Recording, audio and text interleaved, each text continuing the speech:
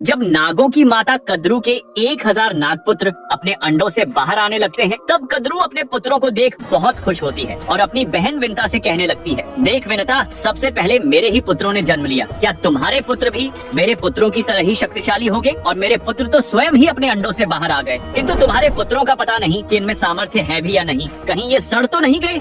ऐसा कहकर कद्रू वहाँ से चली जाती है। तब विनता को अपने पुत्रों को लेकर चिंता सताने लगती है कि कहीं मेरे पुत्र जीवित हैं भी या नहीं, और कहने लगती है कि लगता है कि अब मुझे ही पता करना होगा कि इन अंडों के अंदर मेरी संतान है भी या नहीं। और बहुत विचार करने के बाद विनता कद्रू की बातों में आकर उन अंडों में से एक अंडे को फोड़ देती है। तब उस अंडे के फूटते ही उसमें से एक अविकसित शरीर वाले पुत्र का प्राकट्य होता है, जिसका शरीर पूरी तरह से नहीं बना था और उसके नीचे का हिस्सा बिल्कुल भी नहीं बना था। तब वह अपने अविकसित शरीर को देख अत्यंत क्रोध में भरकर कहता है कि आपने ये क्या कर दिया माता, आपने तो मुझे पूरी तरह से विकसित होने का समय ही नहीं दिया और अपना धैर्य खोकर बहुत बड़ी भूल कर दी, और मुझ निर्दोष को इस भूल का आजीवन दंड भोगना पड़ेगा। और तब वह अपनी माँ विनता को यह श्राप देता है कि जिस दुख और असहनीय पीड़ा से मैं अभी गुजर रहा हूँ, उसी तरह आपको भी अपनी बहन की दासी बनकर हर पल कष्ट और पीड़ा से गुजरना पड़ेगा, आप कभी सुख से नहीं रह पाओगे। तब विनता को अपनी गलती का एहसास होता है और वह अपने पुत्र से क्षमा मांगने लगती है। तब वह कहता है, माँ, यदि आपके एक पुत्र ने श्राप दिया है तो वहीं आपका ये दूसरा पुत्र आपको श्राप के बंधन से मुक्त कराएगा। और तब आगे क्या हुआ जानने के लिए कमेंट में पार्ट 2 जरूर लिखें।